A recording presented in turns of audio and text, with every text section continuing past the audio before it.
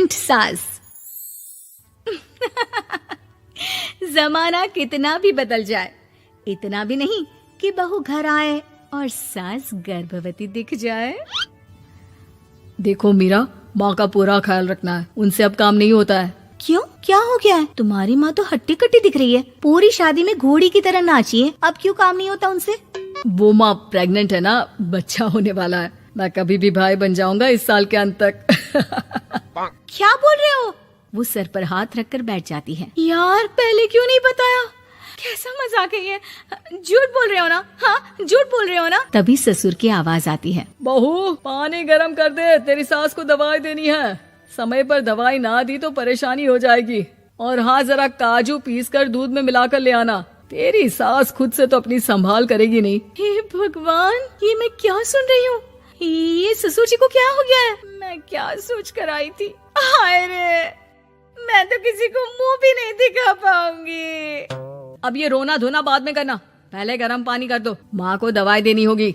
और हाँ, रात को माँ के पैरों में तेल लगा देना। बहू को गुस्सा आ जाता है, वो बड़बड़ करती किचन में जाती है जहाँ उसका ससुर खड़ा होता है। एक बड़ी जिम्मेदारी है हम सबके सर ऊपर, इस उम्र में माँ बनना खतरे से खाली नहीं होता। हाँ हाँ पता है, तो क्यों बन गई माँ?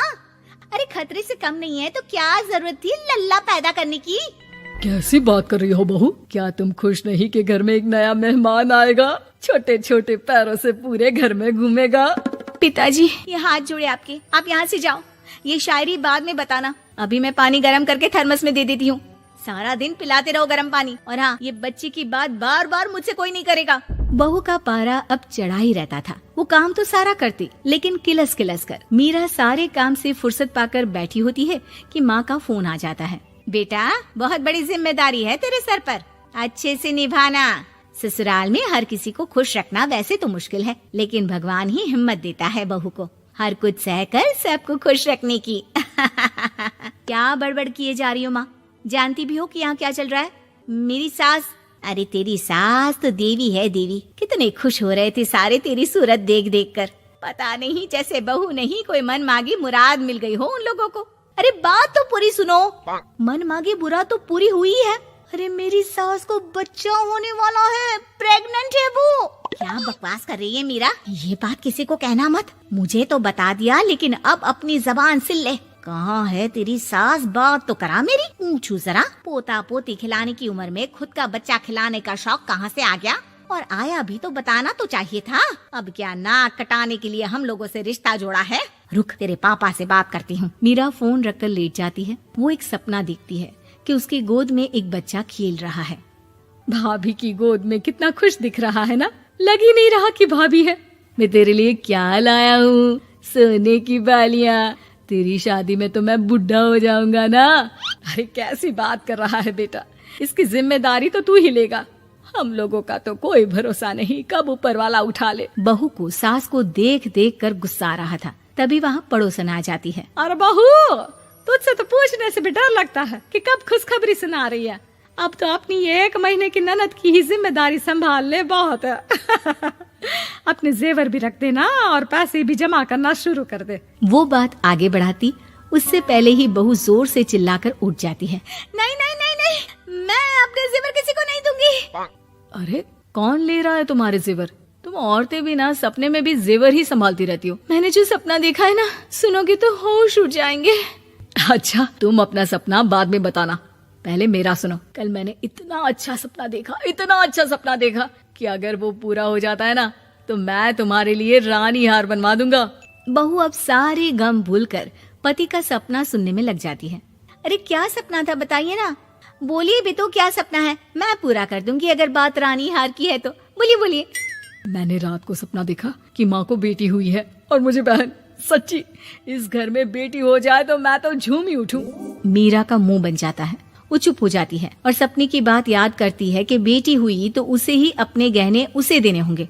फिर तो रानी हार की जरूरत पड़ेगी ही। भाई लड़की बड़ी होगी, उसकी शादी होगी तो जेवर तो चढ़ाने ही होंगे ना, कहाँ से आएंगे वो? कितने समझदार हो तुम मीरा। मैंने भी यही सोचकर तुम्हारे लिए रानी हार लेने का सोचा था। अरे फूटी किस्मत मेरी जो ऐसा परिवार मिला।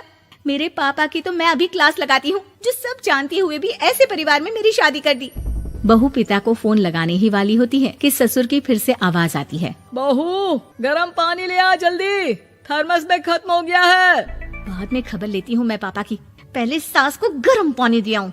बहू अभी किचन में काम कर ही रही थी कि मीरा के मम्मी पापा आ जाते हैं। वो हाथ में ढेर सारे फल लेकर आते हैं।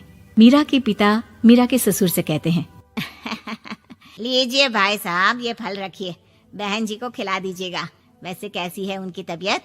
बस पता तो है आपको, ऐसे वक्त में जो होता है बस वही सब। मुझे तो सुनकर बहुत गुस्सा आया था, लेकिन चलिए, भाग्य में जो है लिखा उसे कौन टाल सकता है।